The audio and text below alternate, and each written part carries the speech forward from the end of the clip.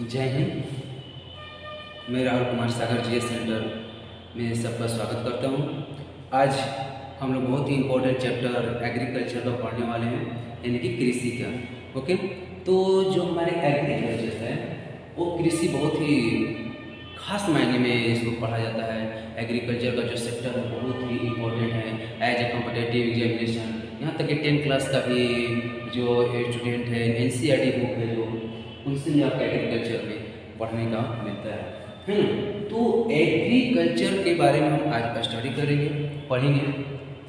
सबसे पहले देखते हैं कि कृषि एंड एग्रीकल्चर है क्या। Agri plus culture, okay. Agri plus culture, agri means होता है भूमि यानी कि सॉइल, एंड कल्चर मीन्स होता है अध्ययन। तो जब हम भूमि के अध्ययन यानी कि द स्टडी ऑफ सॉइल जिसमें करते हैं तो वो हमारा होता है कृषि। इसमें क्या उपजान करते हैं कि अध्ययन बोले कल्चर या उपयोग करें, है ना। अध्ययन वैसे तो लॉगिच में चलता है।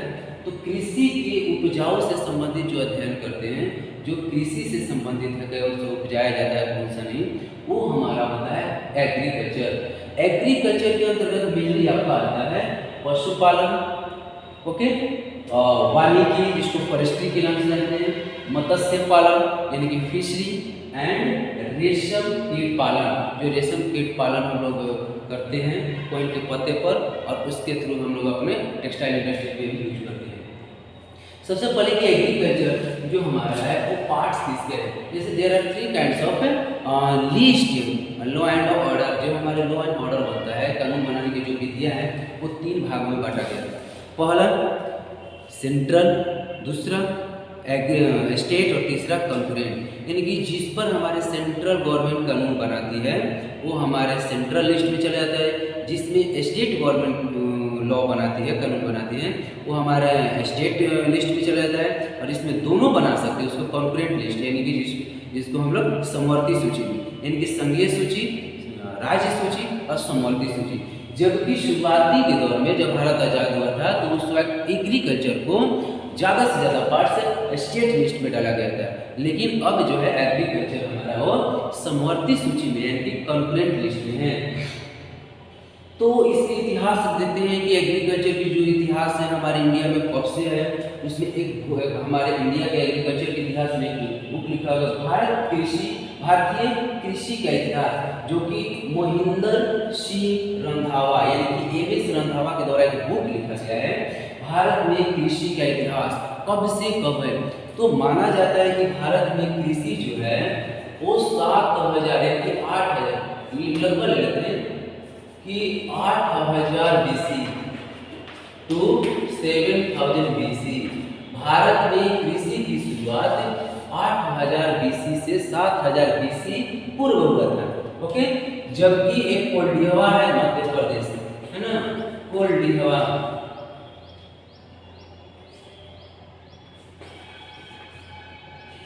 कोल्डिहवा जो है यहीं पर भारत में पहली बार कृषि का साक्ष्य मिला है, पैडी का, है ना, धान का भी साक्ष्य यहीं पर मिला है।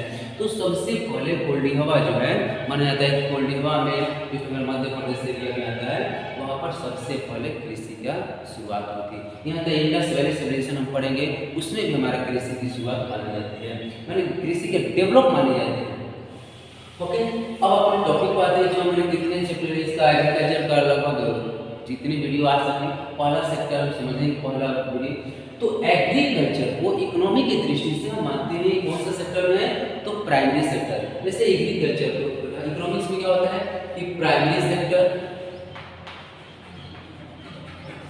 ओके, दूसरा होता है हमारा सेकेंडरी सेक्टर, और तीसरा होता है हमारा टर्शियरी सेक्टर, है ना। तो प्राइमरी सेक्टर के अंतर्गत आता है हमारा agriculture. That means the agriculture में आपका पशुपालन, वानिकी, फॉरेस्ट्री, फिशरी, रेशम कीट पालन, आपका फार्मिंग, ये सब आता है एग्रीकल्चर में। भारत की लगभग 55% जनसंख्या कृषि पर आज भी निर्भर है। एक समय हुआ करता था जब भारत आजाद नहीं हुआ था, आजादी के समय भारत के लगभग मोर देन 80% जो पॉपुलेशन था वो डिपेंडेंट था किस पर, एग्रीकल्चर सेक्टर पर, यानी कि फार्मिंग पर। बट आज के डेट में हमारे जिस तरह से टर्शियरी सेक्टर बढ़ रहा है, सेवा के क्षेत्र बढ़ रहा है, तो उसमें एग्रीकल्चर का जो जीडीपी का है ग्रोथ वो भी घटते चला जा रहा है। और प्लस में जो जीडीपी में जो प्लस में हमारे एम्प्लॉयमेंट में, रोजगार में जो कृषि का योगदान है वो भी धीरे धीरे घटते आ रहा है। लेकिन आज भी इंडिया में सबसे ज़्यादा रोजगार जो है, एम्प्लॉयमेंट है, वो हमारे एग्रीकल्चर सेक्टर के अंतर्गत। रोजगार दो तरह के होते हैं, एक होता है फॉर्मल, एक होता है इनफॉर्मल। यानी कि होता है जैसे बोलते हैं ना सरकारी नौकरी, एक होता है प्राइवेट नौकरी। तो जो सरकारी जॉब हो गए वो हमारा फॉर्मल हो गया, जो हमारे प्राइवेट जॉब हो गए वो हमारे इनफॉर्मल हो गए।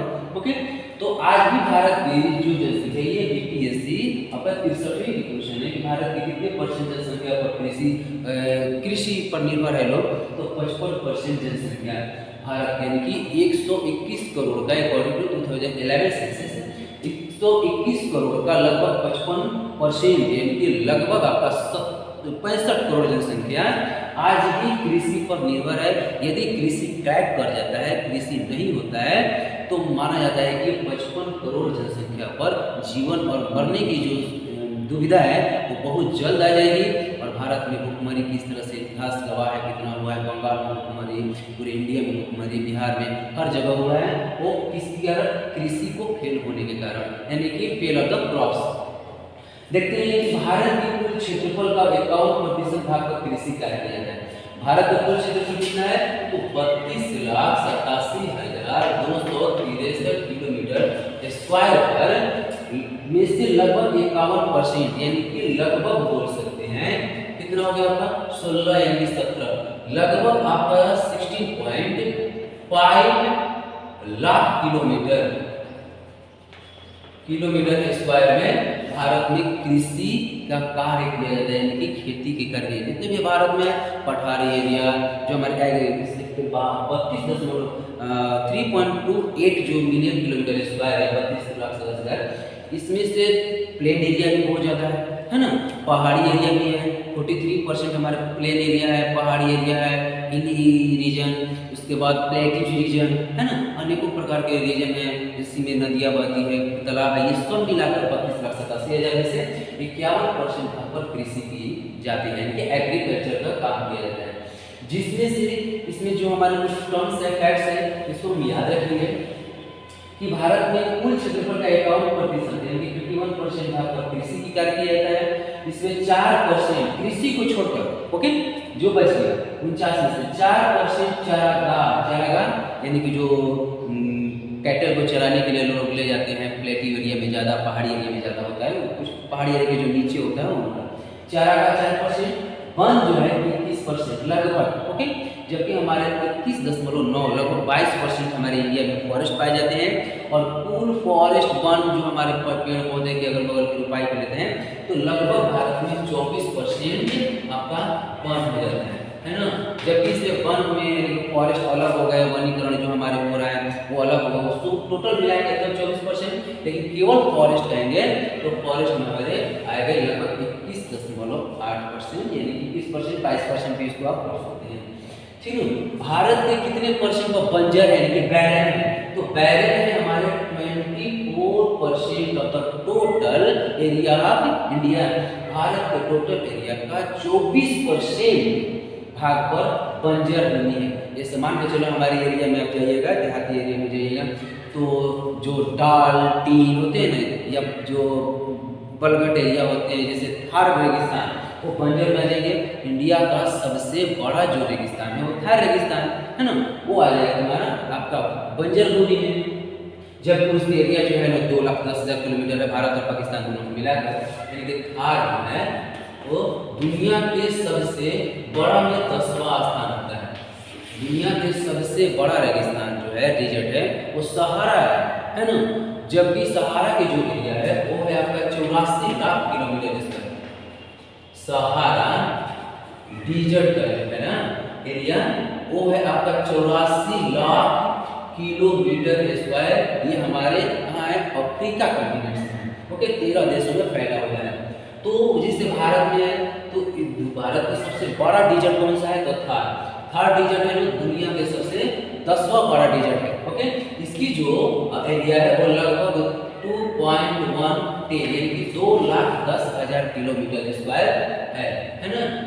तो ये फैक्ट्स याद रखेंगे, बार बार कई एग्जाम में पूछता है, बिहार का होगा ये, और बीपीएससी के लिए जो स्पेशल अभी 67 जो बीपीएससी आने वाले हैं उसको लेकर ये हम तैयारी कर रहे हैं और प्लस में करवा भी रहे हैं, है ना। जैसे तो आगे देखते हैं, तो फिर रिव्यू कर रहे हैं। एग्रीकल्चर में पशुपालन, वानिकी, मत्स्य पालन, रेशम पालन। ओके, भारत की कुल कितने परसेंट जनसंख्या आज भी कृषि पर निर्भर है? 55%, है ना। उसके बाद भारत के कितने परसेंट भाग पर कृषि किया जाता है? 51%। ओके, उसके बाद 4% हमारे भूमि पर चारागाह है, 21% पर वन है और 24% पर क्या है? तो बैरेन यानी कि बंजर पाया जाता है। ओके, एक टॉपिक यह है कि कृषि में सुधार को लेकर भारत सरकार आज़ादी के बाद, जब हमारे संविधान लागू भी नहीं हुआ था 26 जनवरी 1950 से पहले ही, भारत सरकार ने एक ICAR यानी कि जिसको भारतीय कृषि अनुसंधान संस्थान की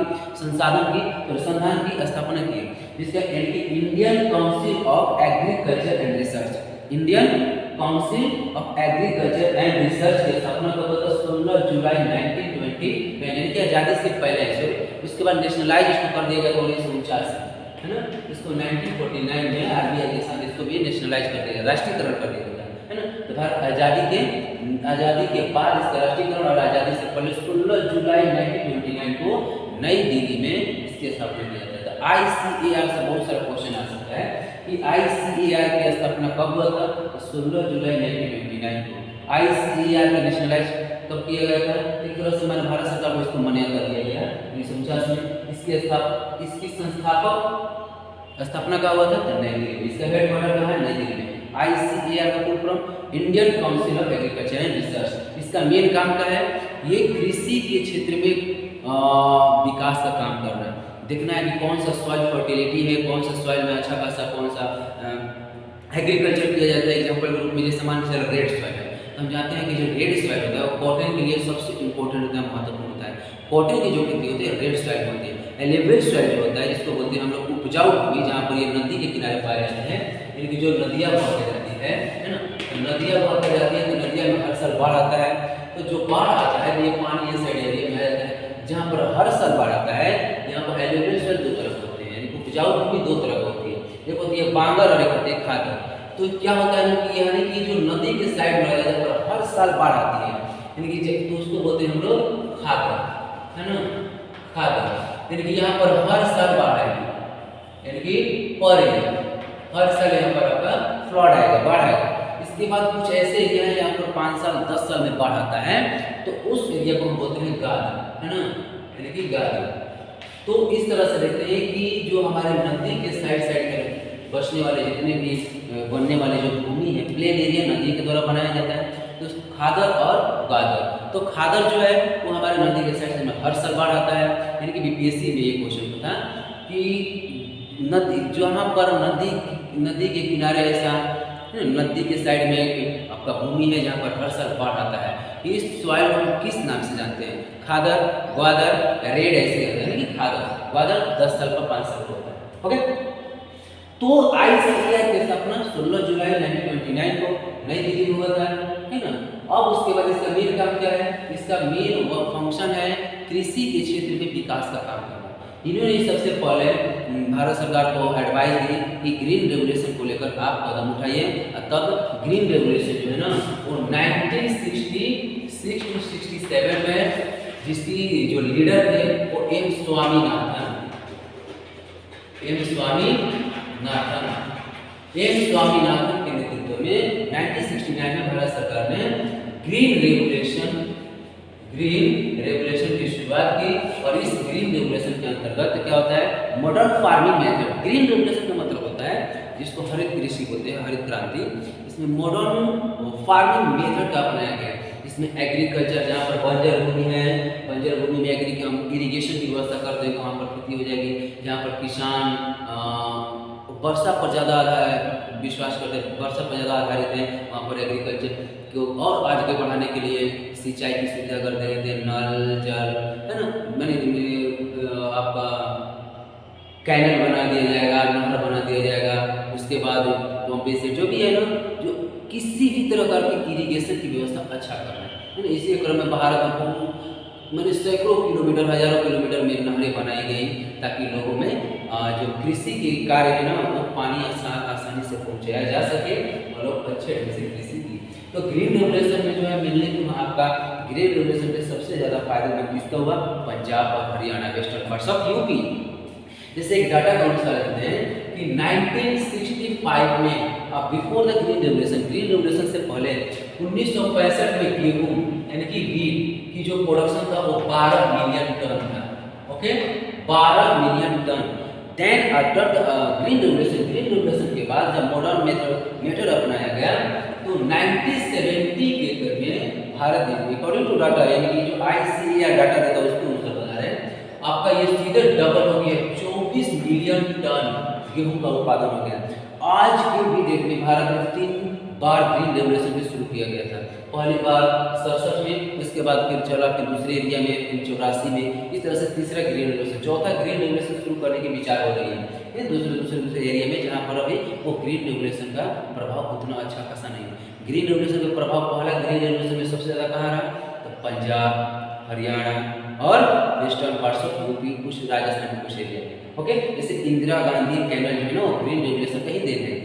इंदिरा गांधी कैनल जो कि माना जाता है कि एशिया की सबसे बड़ी कैनल है, भारत की सबसे बड़ी वो नहर है जो कि सतलज नदी से पानी लेकर पूरे राजस्थान के एरिया को क्या करे सिंचित करती है। ओके, तो 1965 आज के डेट में यदि हम इकोनॉमिक सर्वे देखेंगे तो 2020-21 में जो हमारा प्रोडक्शन है गेहूं का वो कितना हो गया? 107.8 मिलियन टन। ओके, तो ये करंट के लिहाज से भी बहुत अच्छा है। तो जबकि 1965 में 3 फैक्ट्स देखेंगे, 1965 में भारत में 12 मिलियन टन गेहूं होता था, 1970 के करीब में डबल हो गया 24 मिलियन टन और 2020-21 में 107 मिलियन टन गेहूं का प्रोडक्शन होता है। और हम गेहूं इटली से और दूसरे देशों से मंगा देते हैं, अमेरिका से, और भारत गेहूं के प्रोडक्शन में यानी कि गेहूं में आत्मनिर्भर हो गया है। जैसे आत्मनिर्भर भारत की मोदी जी सपना दिखा रहा है, रियल में हकीकत अगर हो जाए तो और बढ़िया है ना। तो वही सेल्फ रिलायंस पहले भारत में था ग्रीन रेवोल्यूशन से पहले, लेकिन अब जो है भारत गेहूं और चावल के प्रोडक्शन में सेल्फ रिलायंस हो गया है, यानी कि आत्मनिर्भर हो गया। यहाँ तक कि भारत अपने बफर का स्टॉक रखने के बाद विदेश को भी बेच देता है, जैसे दूसरे अमेरिका और दूसरे देशों की जो भी रिक्वायरमेंट करते हैं। ओके, तो 3 फैक्ट्स यहाँ रखेंगे 65 में 12, 24 और 107। आज भी डाटा के अनुसार दिखाया कि भारत में सबसे ज़्यादा गेहूं की खेती प्रोडक्शन होता है कि धान का, तो धान का है ना। धान लगभग 128 मिलियन टन है और ये हमारा 107 मिलियन टन है। ओके, उसके बाद ICAR का स्थापना हुआ। ICAR ने देश के विभिन्न भागों में कहा कि आप विश्वविद्यालय एग्रीकल्चर यूनिवर्सिटी खोलिए ताकि बच्चे यूनिवर्सिटी में पढ़कर कृषि के बारे में जान जाए कि कृषि में कौन कौन से खेती में कौन सा सॉइल में कैसे खेती किया जाता है, उसमें कौन सा फर्टिलिटी होता है, फर्टाइल कौन डाला जाएगा कौन नहीं डाला जाएगा। इसको लेकर भारत सरकार मैंने सबसे पहले देश का प्रथम कृषि विश्वविद्यालय 17 नवंबर 1960, देश का प्रथम कृषि विश्वविद्यालय, कृषि कॉलेज नहीं, शबरौल कृषि विश्वविद्यालय 17 नवंबर 1960 में कहा गया, उत्तर प्रदेश कृषि विश्वविद्यालय के नाम से। ओके, तो यानी देश के प्रथम कृषि विश्वविद्यालय की जो स्थापना है वो आपका 17 नवंबर 1960 के उत्तर प्रदेश कृषि विश्वविद्यालय के नाम से किया गया था, जबकि उसका आज जो नाम है वो अलग कर दिया गया है ना, गोविंद बल्लभ पंत कृषि विश्वविद्यालय के नाम से इसका नाम चेंज कर दिया गया। सरकार नाम चेंज करती रहती है, कोई भी सरकार हो वो आपका किसी भी अपने अपने आइडियोलॉजी को बिलोंग करते हैं, उस पर ले जाते हैं। अब देखिए कृषि के बारे में जो इतिहास है कहाँ से हमको मिलता है, तो एक बुक का नाम है भारतीय कृषि का इतिहास, भारतीय कृषि का इतिहास, जो कि लिखा गया था मोहिंदर सिंह रंधावा यानी कि ARMS रंधावा। इनकी बुक पढ़ने पर आपको मिलते हैं कि भारत में कृषि की शुरुआत कब हुई, कैसे डेवलपमेंट हुआ, इंडस वैली के लोग कैसे गेहूं की खेती चावल की खेती है ना करते थे, उसके बाद भारत में मौर्य ने आए तो वहाँ पर क्या डेवलप हुआ, गुप्त में क्या, इसके बारे में पूरे हमको जानकारी महेंद्र सिंह रंधावा के बुक में मिलता है, जिसका भारतीय कृषि का इतिहास है। यानी कि ये NTPC में क्वेश्चन भी आया था कि भारतीय कृषि का इतिहास किसके द्वारा लिखा गया था, तो महेंद्र सिंह रंधावा। ओके, भूमि सुधार यानी कि इतनी भूमि था, भारत आजादी से पहले भूमि पर किसका अधिकार ज़्यादा से ज़्यादा था? वो जमींदारों का, लैंड लॉर्डर था, है ना। तो भारत सरकार ने बहुत भी विचार से किया कि मान के चलो अगर हम इसको रिफॉर्म नहीं करते हैं तो जाहिर सी बात है आने वाले समय में हमारे यहाँ पर गरीबी दूर नहीं होगी और एग्रीकल्चर सेक्टर में अच्छा खासा ग्रोथ नहीं कर पाएंगे। यानी कि जमींदारी का खेत करने नहीं जाते हैं, जमींदार के पास हजारों और सैकड़ों बीघा जमीन है, वो तो खेत में नहीं जाएंगे, किसी दूसरे किसान को देंगे, दूसरे किसान लेगा, दूसरे अच्छे ढंग से खेत को भी नहीं रख पाएगा और प्लस में वहाँ पर खेती प्रोडक्शन भी प्रभावित होगी। यही मेन कारण था कि भूमि सुधार लैंड रिफॉर्म लाया गया था भारत में पहली बार 1949 में। तो इसमें क्या था? जमींदारी प्रथा, रैयतवाड़ी प्रथा और महलवाड़ी प्रथा को खत्म करना था। जमींदारी प्रथा, रैयतवाड़ी प्रथा और महलवाड़ी प्रथा क्या है वो बारी बारी से हम समझा रहे हैं। तो इसमें जो रिफॉर्म को लेकर 1949 में भूमि सुधार कानून लागू किया गया, यानी कि जो जमींदारी प्रथा है उसको खत्म करना है, रैयतवाड़ी प्रथा है उसको खत्म करना और महलवाड़ी प्रथा इसको खत्म करने के लिए भारत में 1949 में क्या हुआ? भूमि सुधार कानून लागू किया था। सीधे क्वेश्चन पूछे, भारत में भूमि सुधार कानून कब लागू किया था? पहली बार 1949 में। इसमें 3 रिफॉर्म की बात कही गई। पहले चकबंदी, है ना, चकबंदी को हटाना, यानी कि उसके बाद हदबंदी और प्लस में हमारे काश्तकार का सुधार। तो इस तरह से देखते हैं कि हमारे जो भारत में पहली लैंड रिफॉर्म जो शुरुआत हुई थी 1949 में हुई थी, जबकि इसके अंतर्गत चकबंदी और हदबंदी और प्लस में काश्तकारी सुधार होते हैं। अब देखते हैं कि अगले वीडियो में इसको हम देखते हैं कि चकबंदी क्या होता है, हदबंदी क्या होता है, काश्तकार सुधार क्या होता है, जमींदारी क्या होता है, रैयतवाड़ी क्या होता है और महलवाड़ी। अभी छोटे छोटे वीडियो बना रहे हैं, उतना हमारे पास अभी सुविधा नहीं है, है ना। अभी हम शुरुआत ही किए हैं। जैसे आप लोग जानते हैं कि जैसे लॉकडाउन लागू है, उसके बाद हम सोचे कि अब कुछ बच्चों को ऑनलाइन यूट्यूब के माध्यम से अपनी जितनी मेरे पास कुछ है एजुकेशन को डिस्ट्रीब्यूट कर दें। तो यदि आपको अच्छा लगा वीडियो तो आप मेरे चैनल को सब्सक्राइब करके इसको आगे बढ़ा सकते हैं, है ना। यानी कि इसको आप शेयर भी कर सकते हैं। इसी पर आपका सहयोग रहेगा तो हम आगे वीडियो और भी बनाएंगे, अच्छे बनाएंगे। और आपको अगर मान के चले तो ये कहाँ से बीपीएससी और दुर्गा के लिए स्पेशल हम पढ़ा रहे हैं, क्योंकि जहाँ तक मेरी बात है अभी 3 टाइप्स बीपीएससी का मेंस दे चुका हूँ, है ना। एक बार मेंस नहीं निकला था 63, 64 का, 65, 66 मेंस निकला, इंटरव्यू तक गए और एक 37 और 13 मार्क्स हम फाइनल में निकला।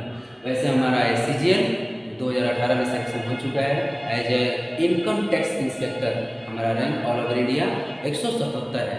ओके, उसके बाद जो RPF SI है उसमें भी मेरा सिलेक्शन हो चुका है। देखते हैं कब ज्वाइनिंग आता है। तो कहने का मतलब कि बहुत सारे अचीवमेंट आया। शुरुआती दौर में हमको कुछ नहीं मिल रहा था, वही सोचे कि अब धीरे धीरे आप लोग हम अपने शेयर करें, बताएं। एग्रीकल्चर से संबंधित हम एक वीडियो है अभी जारी किए। अब आने वाले समय में हम, है ना, और भी वीडियो जारी करेंगे स्पेसिफिक बीपीएससी और जो हमारे दरोगा की तैयारी करने वाले बच्चे उनमें भी महत्वपूर्ण रहेगा, प्लस में यूपीएससी का भी कुछ परसेंट, है ना। तो इस तरह से आप शेयर कीजिए, सब्सक्राइब कीजिए। धन्यवाद, सभी विद्यार्थियों का जय हिंद।